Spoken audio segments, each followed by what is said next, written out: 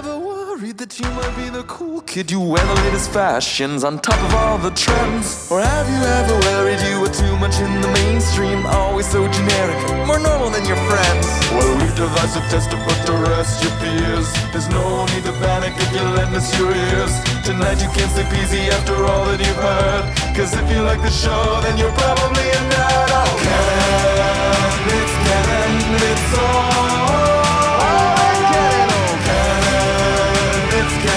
With Tyler, Phil, and Boris. So Canon, it's all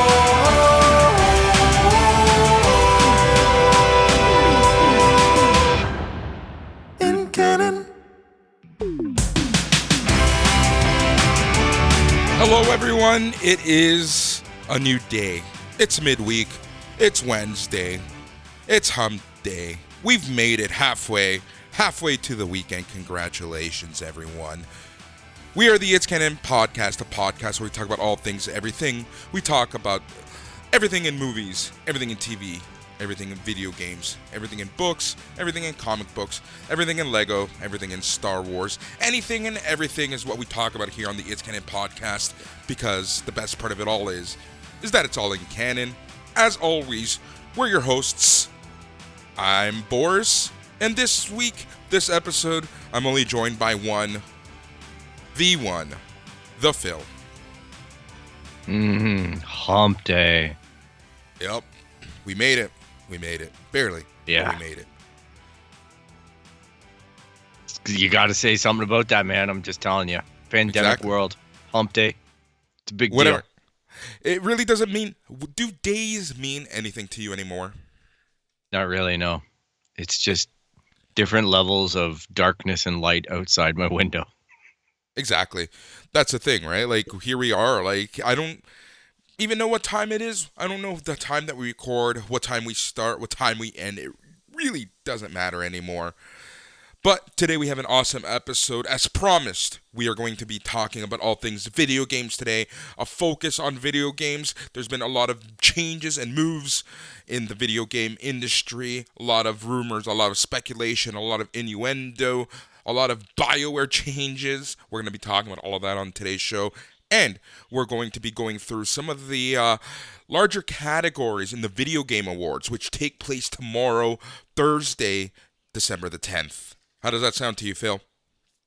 That sounds absolutely lovely. I just have this vision of December the 10th being this day that, like, the moons and stars align potentially for you. We have Cyberpunk coming out.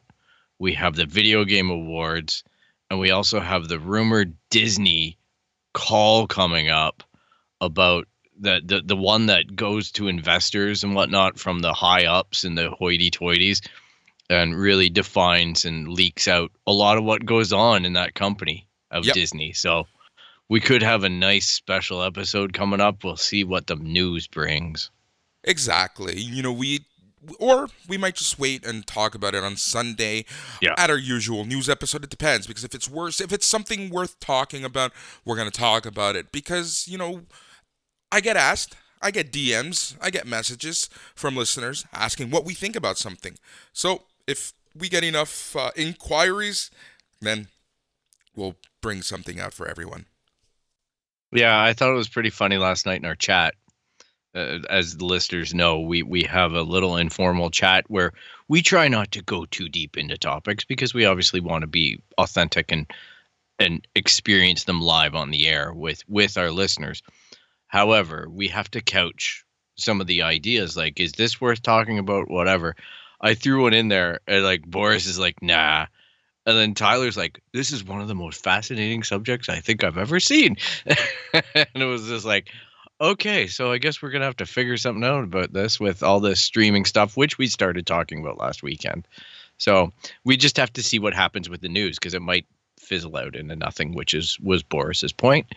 And yeah, we'll see what happens. But yeah, no, got lots to talk about. For me, it wasn't much of a. It's not a news item. It's let's wait to see what happens. I saw the article also, and I'm like, you know what? Right now, it's early. It's like, hey, this might happen. There's no point in speculating. There's not much that we can really talk about. So until more happens, until we talk to people, get and see what the word on the street is, then we'll be able to actually report a little more. Because that's one thing that I'm really, being proud of, and I'm priding this show on. It's the fact that when we bring something up, we bring with substance. There's so many, and not to like crap on any other podcast. I'm not here to do that. But oftentimes they'll read a headline and move on. Read a headline and move on. One thing that I really like doing is having a conversation with you and Tyler, you being Phil and Tyler. Like, for me, that's the important thing. It's not only are we bringing something that the listeners want to listen to, but it's something that the three of us can talk about. We each bring something different to the table, and I think that's what really makes us distinct and kind of makes us work. And that's why I have a lot of fun with this group of people. Yeah, and it's also important to note, though, too, we stay away from the rumor mill by and large. It really needs to be in a Hollywood trade or something like that for us to start giving any credence to. Because, and again, I'm not slamming other podcasts, but there sure are a lot of podcasts that kind of venture into some of this territory, especially with Star Wars, which is kind of, my area. And they just thrive on rumors that never come true. I know there's a few different YouTube channels and whatnot out there that I've watched over the years. And I'm like, that isn't based off of anything but a fantasy. Like, really a fantasy. And they've made entire channels about it. And I'm like, wow, there's nothing accountable to the listener. Well, that's exactly with all that they're producing. That we can go on air and, talk about all of these rumors or talk about what we want to see. But I try to avoid that. I make it very clear when it's something editorial versus something that's actually happening, something that's reportable, something that's tangible, that's something that we're going to see take place in the future. That's the difference between, or that's kind of like what I've tried to create the show on. Yeah, we have to provide links. We have to look at real substance. We have to analyze it, and we have to be able, like, if you theorize on potential outcomes past that's a dialogue. That's something that we all do. Listeners, producers, whatever, creators. It's all, there is a point at which it's interpretation, and that's part of the fun. I get it, and sometimes we get it wrong, but we also laugh at ourselves when we get it wrong. We also own up to it, and we don't drag people down with, we predicted this either. It's just three real talks, three guys having a real talk about stuff where we just feel like it's affecting the industries that we love. And quite honestly, like, this year has been one of those years, I think, for everyone, where we really rely on certain pillars in media. It's not the same for everybody, but we've really come with this pandemic and all this, isolation time, where you need that escapism, whether it be reality TV, wrestling, Star Wars, whatever your concoction of media is, you're relying on it now. Exactly. That's exactly it. And that's, like I always said, geek therapy. For me, that's been the number one thing for the show.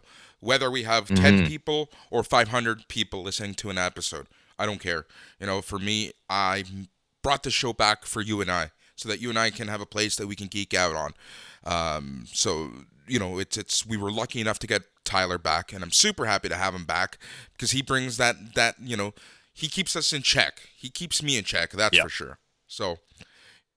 Yep, I miss the guy. I hope he's doing all right. I know that he's taking some time to himself tonight, so we're going to soldier on, but we're definitely, looking forward to having him back and whatnot. And soon enough, coming up soon, we're going to have the 12 Days of Christmas, and we look forward to having his input as we talk about our topic show that, it's an interesting ride, everybody.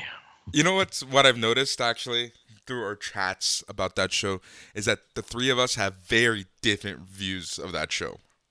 Yeah, I'm going to be full honest again. I saw the reaction to it. It was a good. I knew I could predict who was going to say what, and I tried to maintain a neutrality to the show because I figured that that's probably a representative voice. And it doesn't impact me to the point where I have to choose a side on the show. I can see it for what it is as a casual Star Trek fan. Yeah, that makes sense. And yeah, you guys have your point of view and you're entitled to them 110%. Well, that's exactly, like I'm a Star Trek fan. I'm as big a Star Trek fan as I am a Star Wars fan. Like, I really love it. That, again, Star Trek is something that got me into my line of work, technology.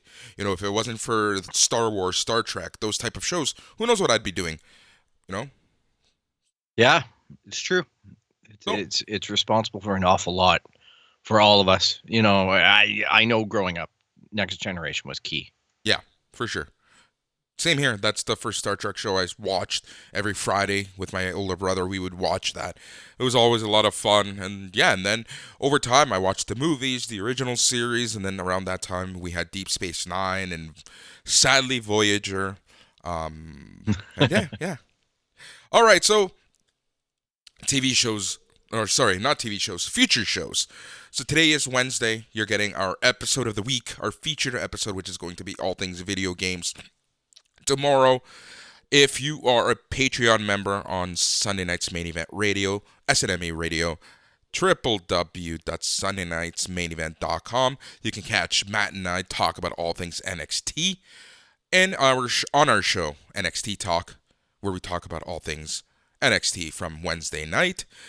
Then on Sunday, we're back to our regular schedule of nothing but news with Boris, Phil, and Tyler. And then Monday, another episode of Mando Monday, where we talk about all things Season 2, Episode 7, Chapter 15 of Mandalorian. Yeah. And then... closing up, baby. Yep. I'm really excited to see what happens. And I'm... Let me finish this, Boris. Boris, finish your thought and then get to another thought. And then next Monday, it begins, Phil. It begins. Yep. Our 12 days Our of listeners Christmas. are in for it. Our 12 days of Christmas, 12 days, 12 podcasts. Each day a new podcast. It's going to be a lot of fun. So the first 10 days, it's going to be Boris, Phil, and Tyler talking about Star Trek Below Decks. You guys have to listen to this. It's very interesting. And then day 11 is going to be Matt and I talking about wrestling. And that's Christmas Eve, which leads us into the It's Canon podcast Christmas special, which is going to be the three of us watching something that the other person gifted to each other. And we're going to be ranting and raving about that. Oh my, I've been reviewing what I'm going to gift you guys, so it's interesting. Yep. Yeah. Same here. And I think we're all kind of attacking this kind of the same way, where it's something that we don't have enough people to talk about with. Yeah. You kind of hit the nail on the head there. I'm sticking in what would be my lane, but I don't know that it's anyone else's lane. Really? Yeah. So, yeah. Yeah. Yep. All right, man. So, let's talk video games. Let's get to the topic du jour. There's been a lot of changes in the video game industry over the past few weeks. I think this entire year has proven to be a very difficult year, not only for video games and technology, but for everybody. But, I'm in tech. I'm in tech sales, and even my customers are going through a lot of changes, so I've been having to make new contacts, make sure that we have the right people, and this is happening everywhere. So last week it was announced that 3 Sony Japan developers, Junya Okura, Kazunobu Sato, and Keiichiro Toyama, have left the company to create Bokeh Game Studio. Toyama is best known for being the director of Silent Hill and the Gravity Rush series, and he's actually going to serve as the studio's creative director alongside Gravity Rush designer Okura and Sato, who is the lead designer of The Last Guardian. The 3 will lead Bokeh as an independent game studio with the goal of rediscovering the joy in making games. Interesting. I'm glad you tackled those names and not me. Because I would have been like, hey, the dude that made Silent Hill and Gravity Rush took another dude that made Gravity Rush and took another dude that made like another game, and they went and made their own studio, and they said, we just don't want any corporate bullshit, because that's the way it sounded to me. That's exactly the way it sounded to me. It just sounds like, there was a process. They were tired of it, and they want to do their own thing. And here we are. Let's start our own studio. We're going to get a new Gravity Rush game, but it's going to be called something else very soon. As long as it doesn't lead us to another Mighty Number 9 Mega Man situation, I'm fine. Yeah. It's good to see a lot of these big executive types and creative types and whatnot branch out and do their own thing, because I think the video game industry is a little bit stagnant in the fact that we have all of these exclusives and deals and contracts with these big companies where they're just bound to, okay, we're going to make these Sony games, or we're going to make these Xbox games. Like it's becoming very polarized out there, your development cycle and your allegiance to a console. Yeah. And I think that it's important that some of these people do exactly this and start growing that forest of independents that are making great games, right? Like get these, maybe they'll be indie in scale to start out with, or maybe they go for a full AAA title. I don't know, but it's going to be a new IP, and it's going to be something that maybe crosses into different consoles as well, and gets people excited on many platforms. Exactly. And the other thing is that it keeps things fresh, right? Like one thing that the video game industry, we don't talk about it too much, but it gets stagnant very fast. It gets boring. It's the same stuff over and over. Even as a video game player, I get bored of playing the same game over and over and over again. So if there wasn't this turnaround, these changes, I'd be so bored watching and playing and just whatever. So getting these people who want to be creative and feel that they need to get their creative juices flowing again, go off, branch off, and create their own studio, I'm all good for it, man. I'm happy for them, and it's good for them. Yep, it's good for the customer. Again, I'm always in the strong corner of the customer winning in these situations. I wish them all the success in the world. I really hope that they produce something that attracts me and attracts, and attracts other people and gets people excited about whatever worlds that they try to create. I'm looking forward to it. I'm highly engaged in that if it's up my alley. Yep, exactly. All right, so with that said, let's move to BioWare and what is happening at BioWare. Again, we're not going to talk about hearsay. We're not going to talk about rumor and innuendo. We're going to talk about the facts and what actually happened. So, last week, BioWare General Manager Casey Hudson and lead Dragon Age series writer Mark Adara resigned from BioWare, which essentially caused a wave of concern in fans over the continued health of the studio's popular franchises, rightfully so. Two key players who, have been in the company for 10 plus years. I think one was 12. I think one was 12 plus years. And they're gone. And, as we all know, Dragon Age is getting a new game. There's a lot of work happening on the Mass Effect side. BioWare's last game, Anthem, was pretty much a dud.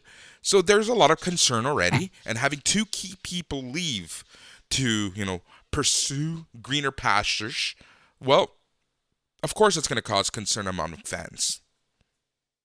Yeah, what can you say? It's BioWare's been struggling. There's no denying that. Their Anthem was a complete disaster. Like that was crap in a box. And I didn't find it was that bad. I say that, but just because of the actual numbers that game produced, as far as people playing it and the online community surrounding it. But you look at even the Dragon Age games have kind of been struggling too. So I think a shakeup is needed. I think they're joining up with some Ubisoft execs in a different company in Quebec City, Golden Brick Road or something like that. But this is all, again, a necessary shakeup. I don't think that those franchises are in trouble, though. I think fans need to just calm down a little bit. And I know that's easier said than done, and it is the internet, and people tend to overreact on these things. Like, oh my gosh, video gamers overreact? Never. But with this case, I there's so many creative people behind these processes.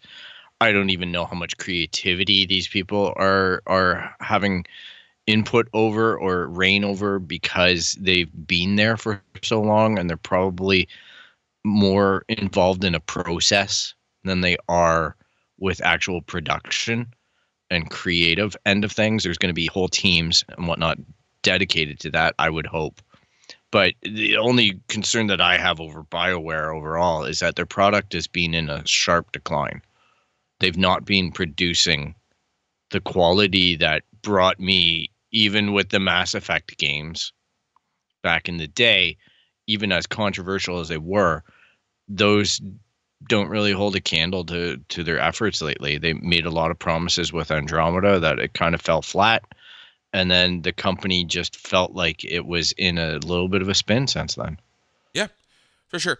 And again, shakeups are needed sometimes. Like sometimes getting new blood in, new fresh blood, new active blood, new people who are hungry might lead to better games, might lead to better response. Like as good as you are at your job, sometimes you just get you get complacent. You get used to things. You're not putting your both feet forward per se. And I'm not saying that that's what they did. I'm just saying that this is what happens just naturally. Speculating. Yeah, not even that. I'm just saying this is what happens naturally to anyone in any job. So, why wouldn't it happen in a creative job as well? So sometimes you need to get those changes to happen. Yeah, for sure. We all need new projects, new avenues of development and whatnot. That's why almost every company has that kind of stuff. Video game industry seems funny to me. Like, I know we keep on seeing a lot of horror stories about it and about what goes on behind closed doors. It doesn't seem like it's the most, sometimes depending on the studio, I guess, it doesn't always strike me as the most developmentally oriented community sometimes, because, you hear crunch and all this kind of stuff with these big titles. It's got to be tough for all the employees and whatnot there. So my heart goes out to them. I hope that this creates open doors both within BioWare for creativity and a better product. And I hope that these guys that have left the company go on to make stuff that I'm going to want to play again. I hope that these franchises, I'd love nothing more than Anthem to get fixed. I bought it. Day one. I bought $69.99. I have the disc. I took the disc out of my machine when the machines were reported to be bricking due to it. But I've tried playing it, and it wasn't all bad. There were moments where I was just like, "Hey, this is Iron Man.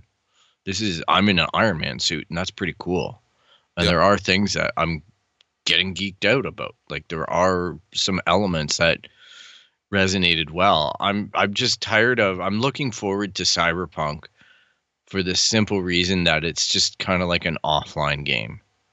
You don't have to go through all this lobby bull crap and matchmaking and competitive PvP and whatnot. I just want to get into a game and play it, and that goes for anything.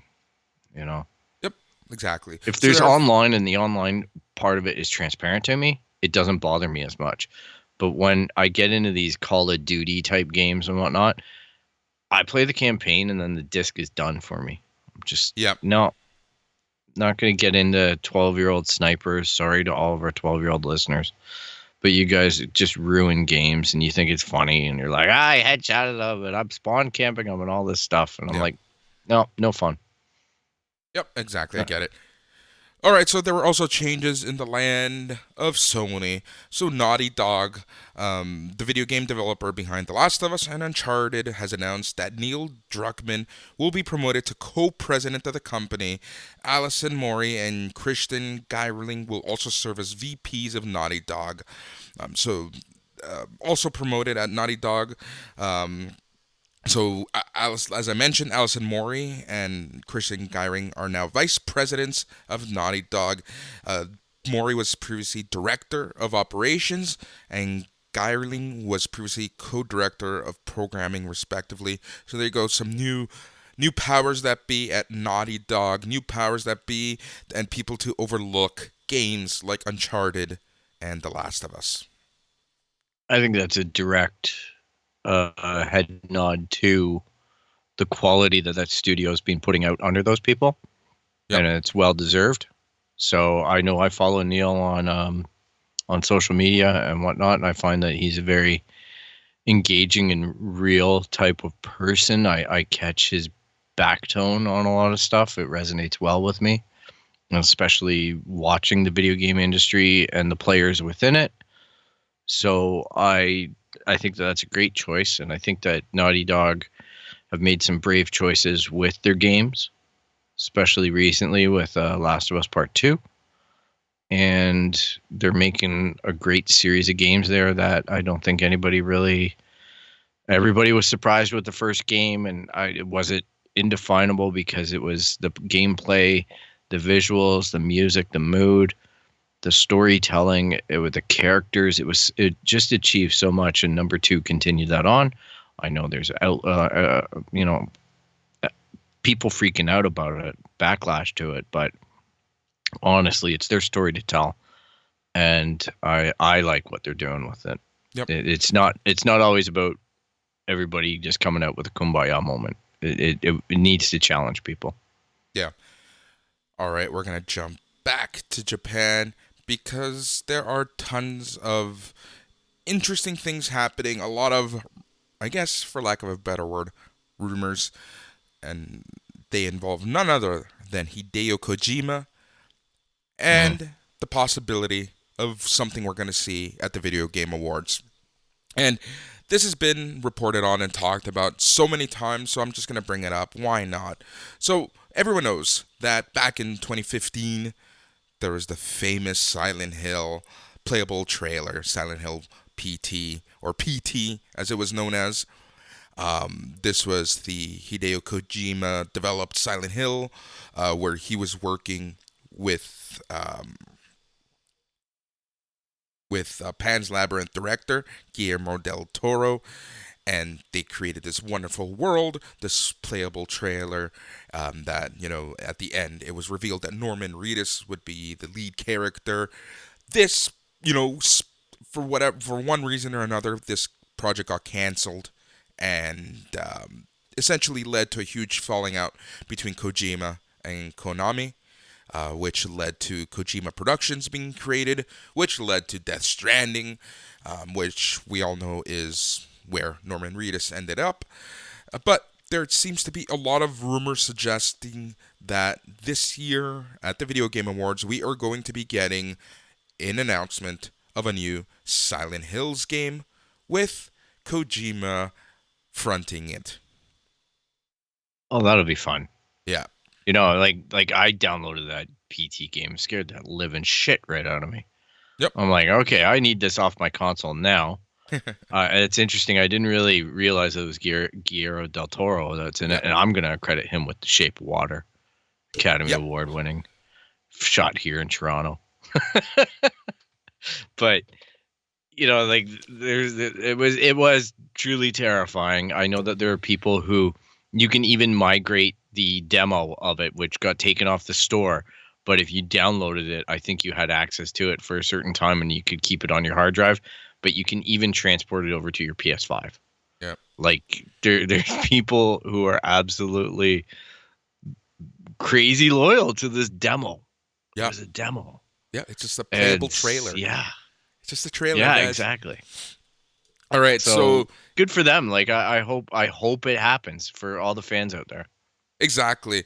And with that said, there's also a lot of rumors that go hand in hand now that the apparent Kojima and Konami relationship is starting to get a little better, which is kind of weird because it got really bad to the point where Konami barred Kojima from the Video Game Awards. They tried to remove his name from Metal Gear Solid 5. Like, that's how bad things were. But there's now rumors that Demon's Soul remake developer Bluepoint's next game is going to be a Metal Gear Solid remake. Oh, jeez. I don't know how I feel about that, other than I don't know that I'd touch that, but I'd be curious to see it. It would be interesting. It would be an interesting project. You know my take on these remakes, but this is a remake with a twist. So you're definitely calling in a company of pedigree there to do something to something that is fairly old. So, and you know, for the people who haven't played Metal Gear or Metal Gear Solid, it's kind of on the surface. It looks like a video game that's all about stealth and guns and mechs. And then when you get into it, it's just batshit fucking crazy. Yeah, the story is Like, insane. Yeah. It's I don't even I bought books about it and I had to put the books down. I'm like the game just feels like you instantly are in like Bizarro world. Yeah. There's choices made, there's things done that really just explode your mind and you're like, what the heck is going on in this universe? Yeah. And same, you know, even with Death Stranding was like that for me. I'm like, Death Stranding was out there. Yeah, there's stuff in that I can't unsee. The world that Hideo Kojima creates in any property he touches, whether it be Silent Hill, the playable trailer, whether it be Metal Gear, whether it be Death Stranding, just the concepts, the philosophies, the whatever, the art that he creates is just so out there. The worlds that he created is just so detailed and so precise. Like he's an artist at play, and you know that's the thing. You know his games might not be for everyone. I know Death Stranding for sure isn't for everyone. I know a lot of people who have struggled playing the game. In fact, the reward that you get for finishing the game is still a rare reward. Yeah, it's a tough game, and Guillermo is in that too. Yep, I remember that now. Yep. I remember seeing him in there. Yep. But it was fun. I liked the storytelling. I didn't like necessarily the delivery. Yeah. No, and that's fair. Yeah, it was that's a double entendre. Like, yeah, it really is. Like, there's a lot of FedExing in that game, and that gets a little bit challenging, right? That gets a little bit disheartening for certain players. It's the same reason why I don't really play stealth games personally. Well, you're not a big fan of like open world games per se. Like I know you've been in our chat in anticipation of Cyberpunk 2077. You know that Tyler and I are really looking forward to this game. You're kind of on the edge because it's not your style of game typically. It's in a genre I like. There are elements that I think I could really appreciate, and if it's done well, I could get hooked. Yeah. But my history with this type of game is there's going to be a point at which I just get mad at it and I stop. Yeah. No, I get that. I get that 100%. So I'm like, I like the story narrative drive. It keeps me motivated. But when I'm left to doing absolutely nothing or feeling like useless missions to get items so I can craft something, I don't really like that. But I do like being able to participate in the action. Yeah. All right, and this looks like it promises on that, like it delivers. And that's one thing I really enjoyed about Death Stranding is that on paper it looked like one of those crazy games where I have to, you know, deliver X amount of packages to craft something, craft the next gun. But once you actually got in the details, in the minutia of the game itself, it wasn't that. Like you got the big guns if you did a big mission, and that was kind of cool. But I know how scary it could look, and I know that the entire concept of the game was very weird. Here I am. I'm playing cosplaying FedEx. Mm-hmm. So yeah, it was terrifying. Like with the whole hands and the beasts and invisibility and otherworld crossover and all that kind of stuff. It was absolutely terrifying for me. I'm not a big horror fan, so you know what? I've been participating on Twitter. I've been talking about it with Stadia and my dilemma of do I get it on PlayStation or do I get Cyberpunk on Stadia? And I think just with the amount of community that's out there, and I'm saying this not because I want to talk about Cyberpunk 2077, but I'm saying this because I want to talk about the community of Stadia users. They're so out there and so outspoken about their love and passion of Stadia that I think I'm going to give it a try on Stadia. I think that it's going to be a worthwhile experiment for our show, right? For me as a player, good or bad. And I think that I'd love to have some of those Stadia listeners listen in, of course, to our show and share their experiences with Stadia and gaming, and maybe try to heat up that little discussion a little bit, because I don't think that community gets the respect that it possibly deserves. Yeah. Here's the thing.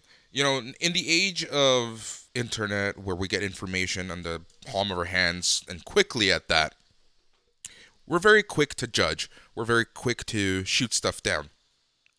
But do you remember back in the early 90s when you heard the rumors that Sony was going to come out with a video game system? What was your initial thought? Well, what the hell is Sony doing making a video game system? They make VCRs. Yep. Exactly. I'll always remember the commercial. What time is it at Billy's house? 12 o'clock, 12 o'clock, 12 o'clock. Because you didn't know how to program the VCR, right? Exactly. It's just kind of funny. It was a company that makes clocks and basically household electronics, not video game systems. Yeah, and it took a couple years for PlayStation to take off. Like, it really wasn't until Gran Turismo and Metal Gear when they introduced the Rumble controller, the vibration. That's when PlayStation actually sold really well. That and PlayStation modifications. Being able to burn games actually helped the system that much more. To be honest, that's when I got a system. The old black CDs. Yeah. Right? Yep, exactly. Man, I used to have, my brother and I used to hunt for the black or the gold. The gold ones were good. Kodak had the best CDs to burn on. Yeah, and Maxell yes, had the black ones. Yep. I remember buying them by the spindle. Yeah, same here. It was funny. Yep. And I remember Not that I ever pirated a game. No. Pirating is bad, listeners. Yeah. You should not. It was backing up my data. Backing up what I already owned. Yes, exactly. My data. That's all it was. That's all it was. But yes, I just think that, we have Google in the same place, which is probably where you're going. Yep. And we have people, I even have my friends, because my friends are coming to me and they're like, so you're getting 20, first of all, what does it matter what platform I get it on? Because it's not a social game. You ever tried to have a party chat while you're playing a single player game? It sounds something like this. Important narrative.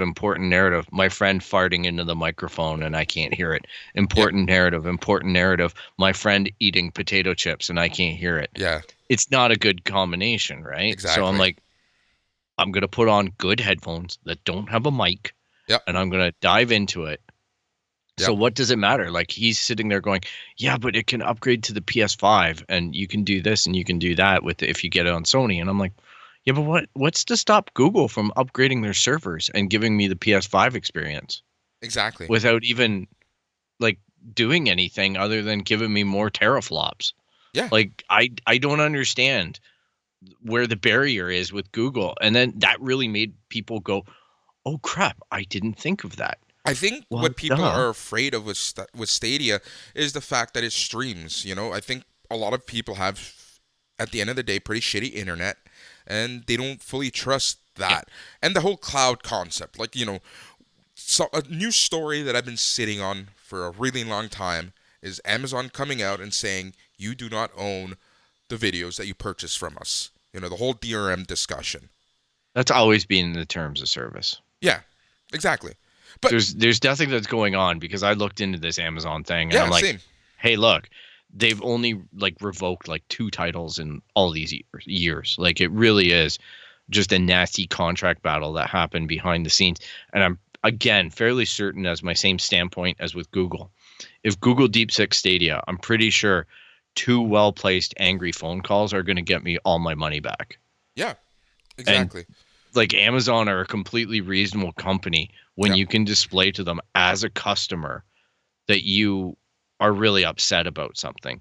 They're going to go, oh, how about we issue you a gift card of that amount of money or whatever. They're going to find a way to compensate you.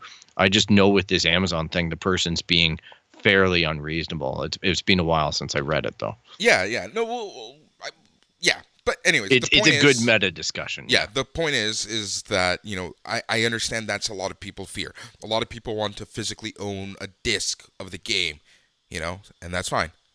But there's nothing. It's changing, though. Like we've talked about, digital games are a thing now. Yep. And I've accepted them into my life because I don't want to participate in a pandemic lineup or something like that. And I know the stores are being creative, so I don't want to dismiss the efforts by the retailers out there. Yeah. People want the physical game, go get the physical game. You can do a share with it. You can do whatever you want with it. Yeah. But the fact is that I'm in a situation where it suits me fine to do that pre-download or whatever. But with Stadia, I don't even need to do that. I can just play it. Play ad hoc. If I want to play it tomorrow night at midnight, I can hop on my Stadia and it's going to be there. Yep. So let me tell you my Cyberpunk 2077 story. And actually, before we go there, let's go back to this whole thing. There's nothing to be afraid of with Stadia. Is it the best system? We don't know yet. But don't knock it until you try it. That's where I'm trying to go with this. And we're going to be talking a little more Stadia now that Phil has one. I will be getting one. We're going to be, testing things out. We're going to be seeing what's good. We're going to be seeing what's bad. And you know what? I'm going to make my honest opinion at that point.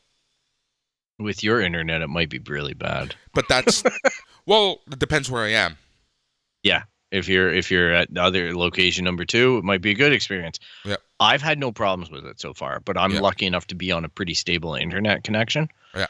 I know that not everybody can is afforded that availability depending on their service and whatnot. So I do get the apprehension from that.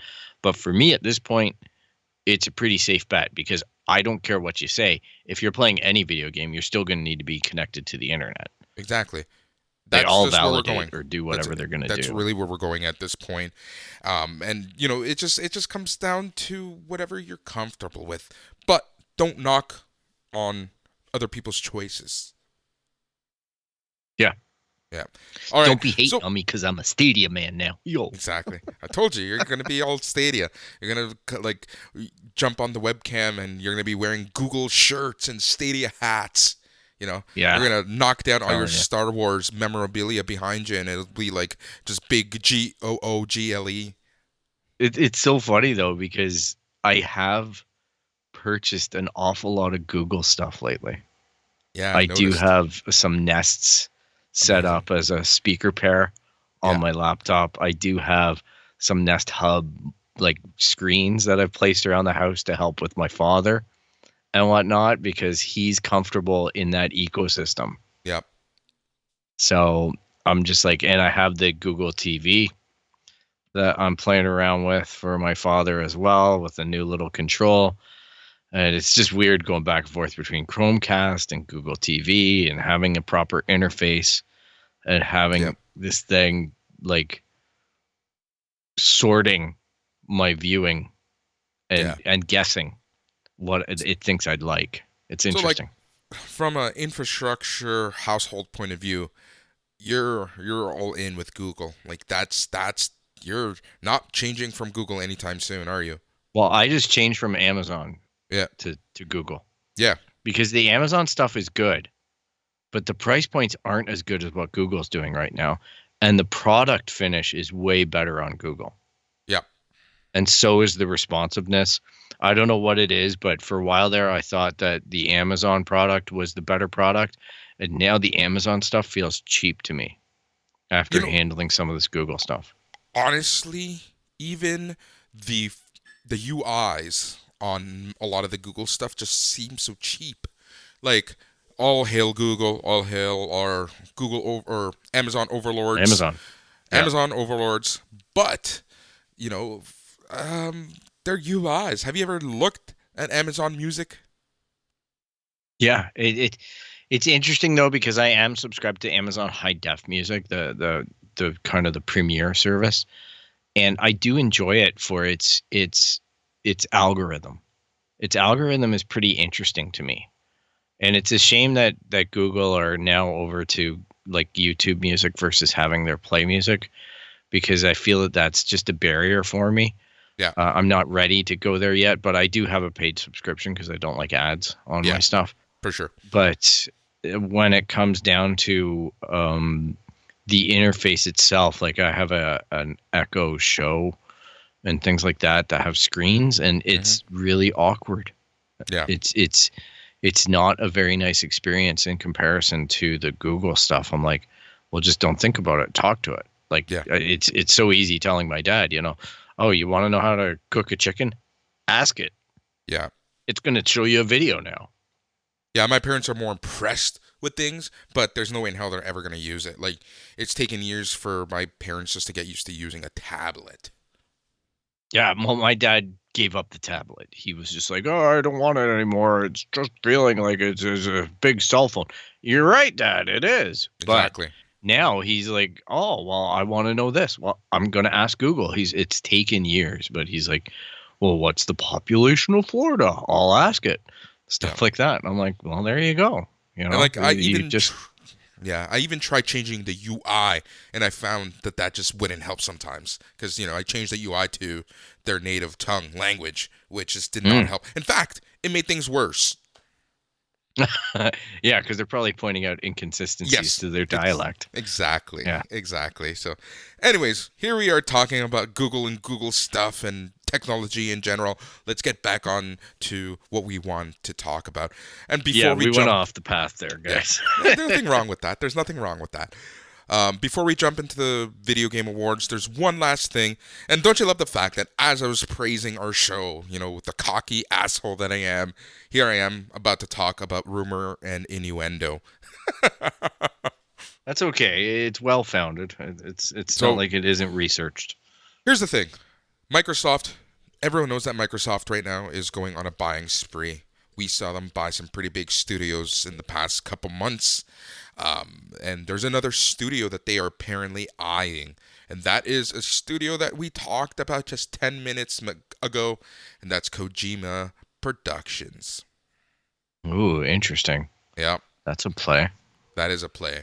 But there's been a lot of rumors. Yeah. To be fair, I'll counterpoint this because there was rumors galore that Microsoft, around the time that they purchased ZeniMax, were going to purchase Sega. Yeah. Which I thought was pretty bold as well. But for a back catalog, it makes Game Pass really compelling. Yeah. Because that's where they're shooting this. I wouldn't be surprised if they acquire both of those companies because it's Microsoft. Yeah. But we'll see what happens. Or maybe they pick up none and they just ride ZeniMax, into the glorious blue yonder. Yep. I still think that Nintendo is going to eventually pick up Sega at some point and get that back catalog. Yeah, that would be a good move too. I just don't know that there's been such the division because I grew up in that time between Nintendo and Sega. Like it really was one or the other. It was funny because I was watching a podcast or listening to a podcast, and the person was going on about, it was like Lou Later, and he was going on about the Nintendo NES when he was a kid and the light gun that it had, and how he was disappointed that the light gun had to be painted orange because people were concerned of it being mistaken for a real gun. Now I can remember when they weren't orange because they were so fresh off of the shipments that they didn't consider that. And then I'm like, I remember my Sega Master System having a light gun because that was the accessory. Yeah. Back in the 80s. Like that was the differentiator. If you were going to be a competitor in that video game market, you needed to have a duck hunt type game. And Sega had one, but their gun looked like a freaking gun. It was black. Yeah. Like I remember. It was, and it was big too. And I'm like, holy cow, man, I feel mean, having this on my hip type thing and playing this video game. Yeah. So it's I just feel like the two of them were at war so much. I guess in some sense it would make sense if they did. Like we're just openly speculating here. Yeah, yeah. But I don't know. The games were so different. Yeah. But I say that, and then at the same time, back in 2001, who would have ever thought, pre-March 2001, that WWF would buy WCW, considering that a year and a half before they were purchased for $2 million, $2 million, the company put in and made a profit of $230 million. Wow, that was a steal. Yeah, that's like textbook, more so than BlackBerry, textbook how you ruin a company. Yeah, that's an incredible number to sell for. Yeah. But Wow, I don't know. I don't know what goes through these minds of these business executives. I know. But All right, Video Game Awards. Let's talk about the Video Game Awards 2020 nominees. The Video Game Awards. This is the big one. This is the one that a lot of people pay attention to. Hold on. Gonna pause. So the Video Game Awards. This is a direct, I guess, descendant of the original Spike Video Game Awards. The predecessor, that being for over 10 years. That's what they did. You know, it was on Spike TV, you know, the network where it was all for men, and men doing manly stuff, showing Star Wars and Bar Rescue and God knows what else they showed. Average Joe versus Pros, or whatever that was called. oh man, Bar Rescue. Man, I still love watching that. It's still on Paramount, Yeah. but it's like you could just watch people like completely mismanage their bar in oblivion. Then this dude comes in and he's just like, no, you need to put the cash register over here and you got to paint where that happens. Yep. And you got to get mold out of here and you got to fix your freezer. And he goes through and he does it. And then 6 months later, the bar folded because it's a bar. Yeah. All right. So it is This made me officially laugh. known as the Game Awards. And it's an annual awards ceremony honoring achievements in the video game industry. It was established in 2014. The shows are produced and hosted by Canadian game journalist Jeff Kiley, who were also worked on the predecessor, which we just talked about, which was known as the Spike Video Game Awards. So taking a look at its past years, over the past few years, it's been held live at the Microsoft Theater in Los Angeles. This year, it's going to be a virtual event. So last year, it was held on December 12th, 2019, with 45.2 million viewers. Wow. Yeah, it's always been a fun show. I've enjoyed watching it because it feels like the MTV Awards of video games. Exactly. It's fun. It's not boring. Like, they have fun with it. They bring in people to make announcements every year. There's always a big announcement. That's part of the reason why I wanted to talk about the Silent Hill stuff, because, you know, what better day to announce your video game than at the Game Awards themselves, and what better time for Konami and Kojima to be BFFs again than the show that really destroyed the relationship. So last year, the Game of the Year went to Sekiro, Shadows Die Twice. The year before that, it was God of War. The year before that, it was The Legend of Zelda Breath of the Wild. That's pretty good pedigree right there. Yep. I didn't get into Sekiro, but I tried. All right. Yeah, God of War was huge that year. But yes, the thing about this show, like I say, it's like MTV Awards. It's got everybody. It's got stars. It's got people who participate in the industry. I'm looking forward to see what happens because it coincides with Cyberpunk 2077. So I expect it's going to be just really over the top marketing push on that too, which is just fun to see. Yep. All right. We're going to go through some of the categories and we're going to give you our picks for said categories. And we're going to start in a category that for me is a very interesting one because as someone who works and has worked on a lot of websites, a lot of apps, a lot of tech stuff, you know, this is a huge thing now, and that is accessibility. It's something that you have to think about. It's something that there are laws going into place for content creators, tech app creators, and whatnot to consider because, you know, everyone needs to be able to use your app in some shape or form.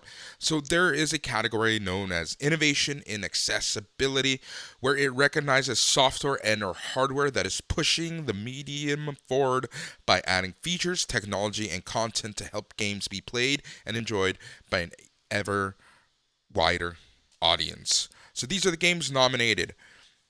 We have Assassin's Creed Valhalla, Grounded, Hyperroot, The Last of Us Part 2, and Watch Dogs Legion. So here's the thing. I haven't played all these games, but I will be shocked if Last of Us Part 2 doesn't win this. Because if you look at the accessibility options, they are insane in this game. And every time you read a review or watched a review on YouTube, this is the game that they would talk about.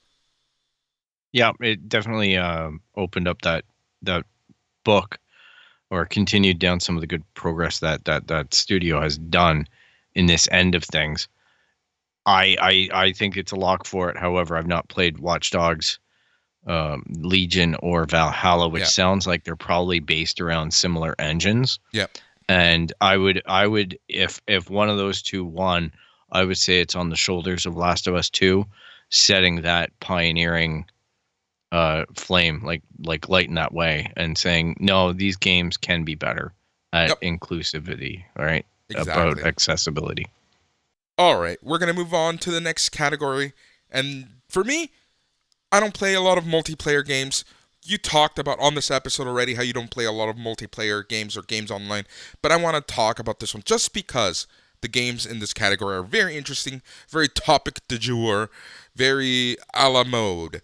All right, so that's going to be best multiplayer. Here are the nominees, my friend. Animal Crossing, New Horizons, Among Us, Call of Duty Warzone, Fall Guys Ultimate Knockout, and Valorant. Oh my goodness. Uh, that's interesting with Animal Crossing, because that game, yeah, I'm living proof of the fact that you can be antisocial in that game and never open up your account to anybody for fear of catching COVID digitally. But or the Twitterverse taking a twat on your island. Oh I my don't know. god. But it's I hope it goes to Animal Crossing, just because I don't think that they stand much of a chance in anything else. But like Among Us is kind of laughable. That game is like 2 or 3 years old. Hey, You say know, what you want. but it's what people are playing. So That's why I say what you want. My money is gonna be on Among Us. yeah, I think you're probably right. All right. I just think that phenomenon is huge. Yeah. Yeah.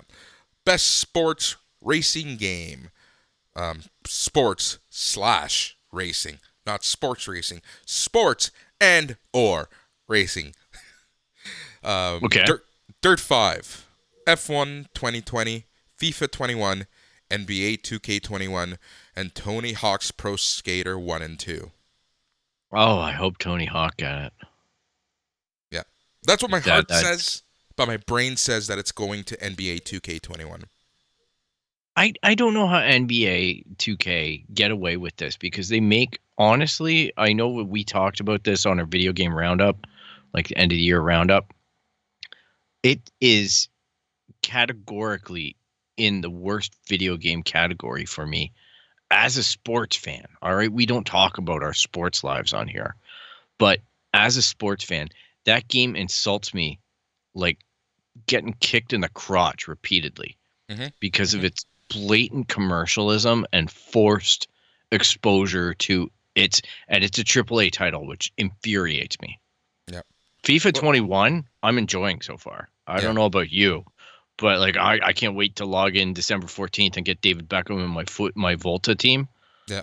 and stuff like that. Like, I really like the Volta end of things, so I would love for it to do well. But I know that game isn't about that. It's about selling billions of dollars worth of digital content for EA, and it's Yep. no different than FIFA 20. There's no Exactly. originality there. Yep, that's exactly it. All right, we're gonna move on. Best family game, and I'm bringing this up just because I think the games here are cute, if anything. Best family game: Animal Crossing, New Horizons, Crash Well, you can Bandicoot. just stop the bus right there. I know, right? Well, this is why I want to talk about it also, because this category is actually crazy.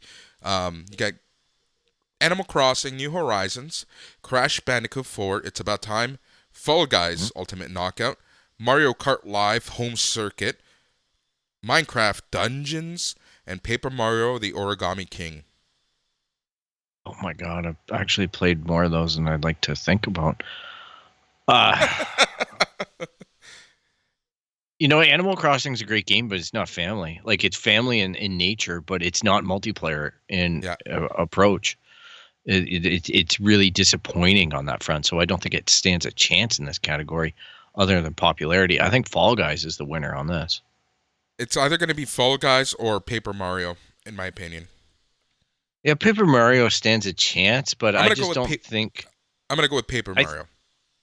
I think Animal Crossing is the star jewel of the Switch this year. I think that just is the differentiator for all video game systems. I think Crash Bandicoot possibly could be that game, but the distributed console base that can play it is so crap right now, and Sony have mismanaged that. They've shit the bed so bad on this that I don't even think it should be listed in contention, because what's the point in listing a video game that nobody can freaking play? Yeah, exactly. So this one's for our buddy, our friend, our compadre, our primo, Jason Bramble. Best fighting game. The nominees are Grand Blue Fantasy versus Mortal Kombat 11 Ultimate, Street Fighter V Champion Edition, One Punch Man, A Hero Nobody Knows, and Under Night in Birth X Late, well, whatever. Britt's gonna totally pick Street Fighter there. That's my pick. Yeah, that would be my pick too. I'll stand in allegiance with that. Or Mortal Kombat, but I'm gonna go with Street Fighter. That's the one. Mortal Kombat feels like a shadow of what it used to be, but that maybe is unfair. The new ones aren't too bad. I'll say that much. I played quite a bit, not a lot of it, but enough of it. More than I've played of 10. I think I played bought like XL 10 a lot. and I played one night. That's it. Yeah, makes sense to me. 11, I played a lot more. All right, best role-playing game. I already know which one should win, but here are the nominees. Final Fantasy VII Remake, Genshin Impact, Persona 5 Royale, Wasteland 3, Yakuza Like a Dragon. Ooh, I've played a few of those. Not enjoyed them super well, but I would pick. What was the first one again? Final Fantasy VII Remake. Yeah, 7 Remake, no brainer for me. Yeah, Genshin was surprising for free. Yeah, I would go with Final Fantasy, but Persona 5 Royale is going to be my pick. Oh, interesting. Yeah, I know that's got a huge following. Huge. So, all right, shout out to them. Right? Yeah, we're getting into the meaty categories now. The meaty categories. This is where things start getting a little interesting. And we're going to start with Best Action Adventure Game. Here are your nominees. Assassin's Creed Valhalla, Ghost of Tsushima, Marvel's Spider-Man Miles Morales, Ori and the Will of the Wisps, Star Wars Jedi Fallen Order, and The Last of Us Part 2. Oh, right? Jeez. Best Action Adventure. So this is for the Best Action Adventure Game, combining combat with traversal and puzzle solving. Oh, man. You know what? I'm really in a deep hole on this one. I'm going to pick this. I don't think it's going to win. But out of all those games, the one that's challenged me the most in that classic definition was Jedi Fallen Order. I knew you were going to say that. I knew you were going to say that because of how much you struggled with the game at times. Yeah, and I'm struggling with it the second and third playthrough. I'm actually playing 2 playthroughs at the same time right now. Mm-hmm. And it's interesting. The puzzles have absolutely thrown off friends of mine because of their difficulty. And I'm way better at navigating the map now. I finally understand how to read it. And the reason why I read what this entails is because I'm going to justify both of our choices. For the Best Action Adventure Game combining combat with traversal and puzzle solving. That's why I'm going to say, with you, Phil, Star Wars Jedi Fallen Order. Wow. Yeah, I think by definition of the category that's there, but there are some big titles on that probably outsold it and have a huge fan base and whatnot that could easily, I could see winning the title. Yeah, but Assassin's Creed Valhalla, pretty straightforward open world game. Ghost of Tsushima, pretty straight open world game, figure out the map. Spider-Man, open world game, linear story. Last of Us Part 2, again, open-ish world game, pretty linear, not many puzzles to solve, Yeah. So for me, it was a toss-up between Jedi Fallen Order and The Last of Us Part 2. But Yeah, I'm gonna go with that was Star one that Wars. was in my mind for contention, but the actual puzzles are genuinely creative in Jedi Fallen Order, and Yep. it doesn't follow the same patterns. One thing you're moving balls, the next thing you're doing this, the next thing you're getting flashbacks, you're getting all these story There were elements, times right? that I was legitimately stuck, especially when you had to go to the old temple and stuff. Like when you had to move those big ass balls through the balls through the room and stuff. Like, Yep. took me a little while to actually think about what I was doing. Yeah, and even traversing that planet is Yep. just absolutely bonkers with the returns, right? Kashyyyk is so much more straightforward to me, but Yeah. Kashyyyk also killed the system. That game, that's where the system started struggling while playing. yeah, okay. I haven't talked about this, but Saw Gerrera just pops up out of nowhere all the time. It's specifically Saw Gerrera Yeah. and the big fights on Kashyyyk that the game breaks on both Xbox and Sony. Like That's PS4 Pro and Xbox One S play that game like total crap. I'm so excited to get the PS4, the PS5 just to see what that gameplay was supposed to be like. I should replay that on PS5.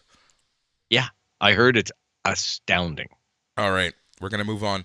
Best action, which will go to the game for the best game in the action genre, focused primarily on combat. See, that's the thing. You have to think and you have to read what the award actually goes for. And that's why I made it a point of reading the previous one. So here are your nominees. Doom Eternal, Hades, Half-Life, whatever, Neo 2, and Streets of Rage 4.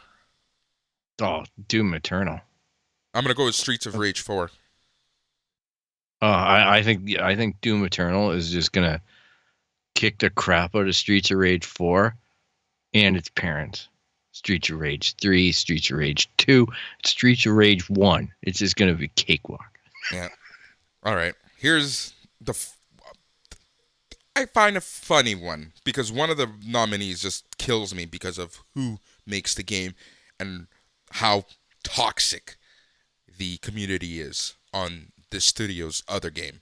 So it goes, this is the award for best community support, recognizing a game for outstanding community support, transparency, and responsiveness, inclusive of social media activity and game updates / patches. Here are your nominees. This is an award. Yeah. Yeah. It's like your game may have sucked, but you tried really hard to make people happy. Well, let's hear it.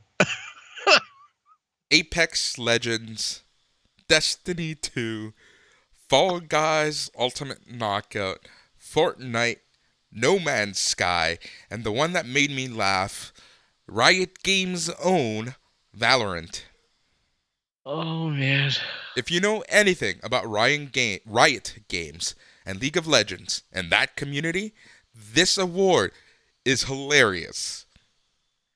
We're We're not even gonna calling give, it out for hilarity on other points too. Like the fact that Fortnite, like Epic, are suing Apple and Google right now in court and getting awarded for it. I know. Yeah. Like, no, I do know that they put a lot into that game in terms of like, it catches my eyeballs. I've never played it. Yeah. It catches my eyeballs because it gets the Star Wars characters, it gets the Marvel characters, it gets all these different things to try and lure you in. I get that they're doing that, and obviously their social media is kind of working because I'm aware of it. Yeah. Right? So maybe that deserves to be shouted out, but it just completely ham-fisted on the other side of that business model. I know. Where they're just completely battling the platforms that distribute their games into the hands of so many customers. Yeah. Here's one that I will. It's interesting because this is kind of where a lot of games are going, and that's best ongoing, which is awarded to a game for outstanding development of ongoing content that evolves the player experience over time. Here are your nominees. Good category. Yeah. Apex Legends, Destiny 2, Call of Duty Warzone, Fortnite, and No Man's Sky. No Man's Sky. Really? Sorry. Yeah. 100%. 100%. I don't know that that's actually going to happen, but No Man's Sky open to a trash heap of a fire, of a dumpster fire. Yeah. It was full blazing, out of control. That dude absorbed a ton of abuse. He did. And he made a game that's actually worth playing and probably not received a penny for it. Yeah. Yeah. It's just him pouring his entire life into it and his studio. Whereas I look at all these other games and they're content driven. They have to make content for them in order to survive because people need them to evolve. Yep. It doesn't mean that it doesn't deserve recognition and maybe somebody else wins a category. But for me, the guy that got the crap absolutely kicked out of him, the guy that got death threats and all this stuff and has now made a game, it still has its audience, but he's basically added to that game to the point where it's gone from a complete piece of shit to a playable title. Yeah. And delivered on what he promised in a way. I see my friends playing it right now. And that's why I say that, because I'm like, we laughed about this for years. We laughed about this title. I laughed about this game many times on this show. Yep. I think you bring up great points, and I agree with all of them. But Fortnite and Call of Duty and Destiny, those 3 games have created an amazing ongoing content. But I think I'm going to give this one to Fortnite because of the partnerships that they have and the companies that they're with. Mm-hmm. Well, that's fair. Like, I'm not going to poo-poo on the Fortnite community or try to invalidate what's achieved there, because it is remarkable. You know, it's a free-to-play game, and they're knocking it out of the park. Yeah. All right, we're going to move on. Best performance. This one's going to the individual for voiceover acting, motion, and or performance capture. Here are your nominees. Ashley Johnson as Ellie in The Last of Us Part 2. Laura Bailey as Abby in The Last of Us Part 2. Daisuke Tsuji as Jin Sakai, Ghost of Tsushima. Logan Cunningham as Hades in Hades, and Najee Jeter as Miles Morales in Marvel's Spider-Man Miles Morales. I'm probably gonna have to. It would have to, for me. It would, if there's any justice in this world, it's gonna go to one of the 2 actresses from Last of Us 2. Honestly, it's in my most humble opinion, the person who made the most impact, the person who probably had the best performance overall. When you think about all of this, it's probably the most controversial choice, and that's Laura Bailey as Abby from The Last of Us Part 2. Yep. No, you know, the other games are great, but and it's not a judgment on the game's greatness or whatever, but I find that both of those people put through convincing, compelling performances for what I've experienced.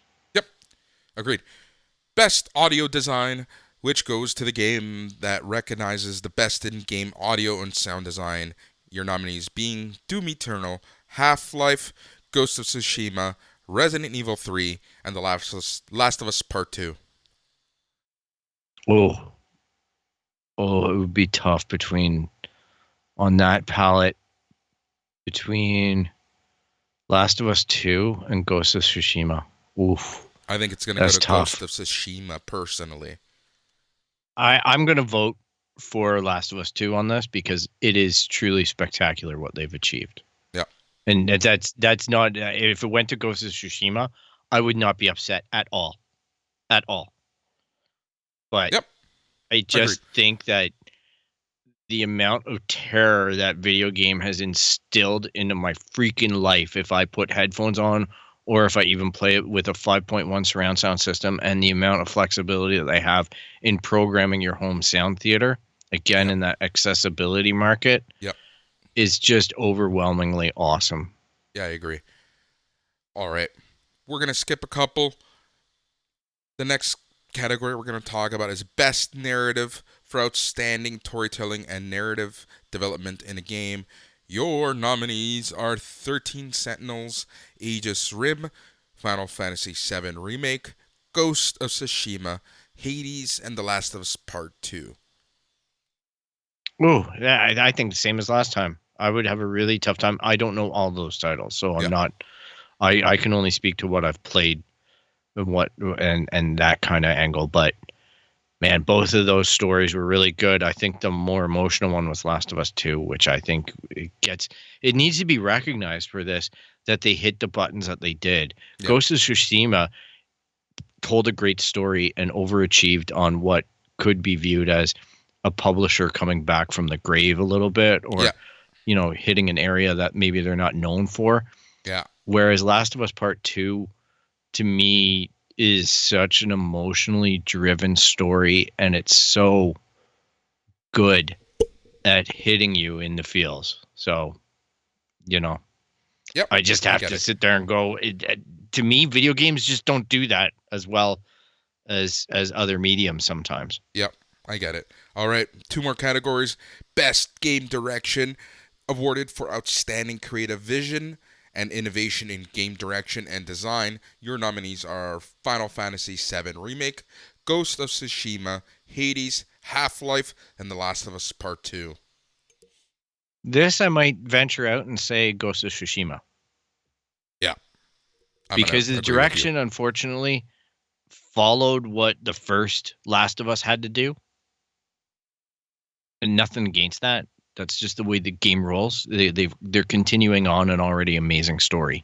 Yep. But Ghost of Tsushima, to me, came out of nowhere with some brilliant stuff. Yep. All right. So, yeah. And then Game of the Year, my friend. Game of the Year, which recognizes a game that delivers the absolute best experience across all creative and technical fields.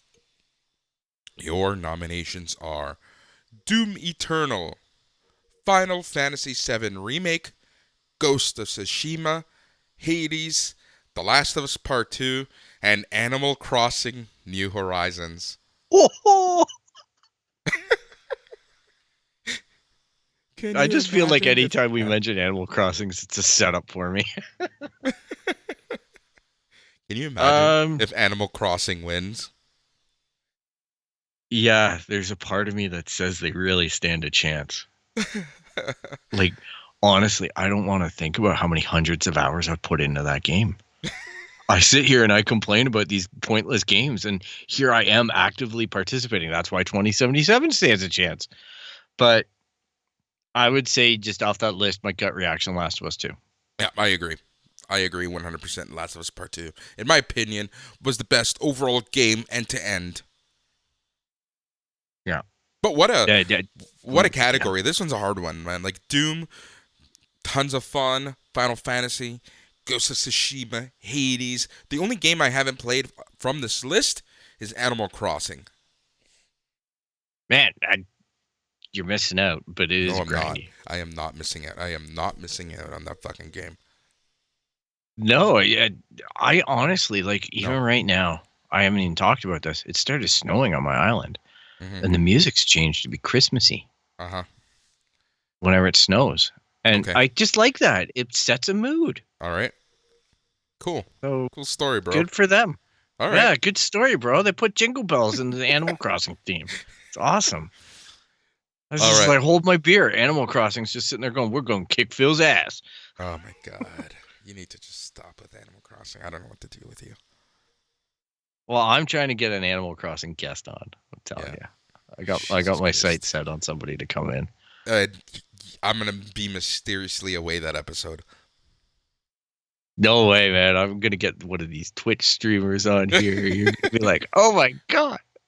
No, not going to happen. But no, it's just a casual game. Whatever. No, I know. The only reason why I'd say it's in contention is because of the obvious, because of the pandemic. Yeah. It's the only reason why I started playing it.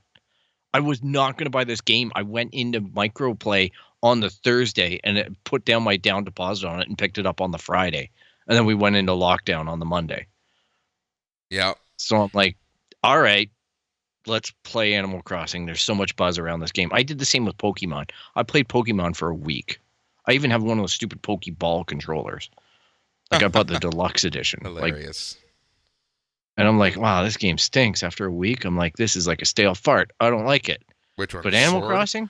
every day. Which Pokemon game were you playing? Sword and whatever? Sword and Shield? No, Go. Oh, that. Damn. All right. Anyways. Why? Did you play Go? No. Okay, good. Don't. I think It's not that bad. I think my nephews have my version. I own it. I've never played it. They took it out of the plastic and everything. Yeah, I could see it being great for kids. Like, Oh, yeah. there's no doubt about it. The little one. I just didn't grow up on Pokemon like my niece did. I'm like, that was the first movie that I took her to was Pokemon the movie. Yeah, that's like younger than me type thing. Like, yeah, that's your niece's bag of chips. Yeah. All right, man. Tell our awesome listeners how they can get a hold of us, how they can tell us what they think the winners are going to be.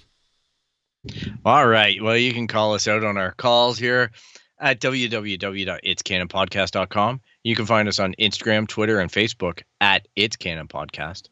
You can email us at show@itscanonpodcast.com. You can find us on Apple Podcasts, Spotify, Stitcher, really anywhere you find podcasts. You're going to find the It's Canon Podcast.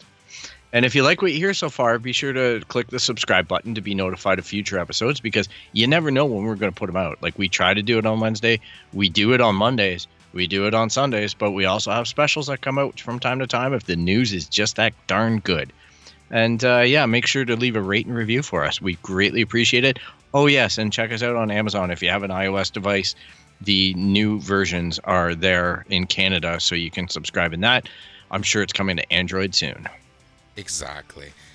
All right, so we are the It's Canon Podcast, the podcast where we talk about all things video games, all things toys, all things comics, all things movies, all things Lego, all things everything. And Phil, do you know what the best part of it all is? I'm hearing it's all in canon, my friend. That's right. No matter what happens, no matter where, no matter when, no matter what universe, no matter what Earth it is, it could be Earth 666, it could be Earth 69. It's all in canon, baby. Earth 69. Earth 69. All right, so next episode we're going to be running down the winners of the Video Game Awards. We're going to be talking more about those darn leaks. We're going to also be talking about Canadians and some of the things that, well, some of the payment issues that they're going to run into on the PlayStation Store. And we're going to talk about so much more here on the It's Canon Podcast. He's Phil. I'm Boris. Goodbye.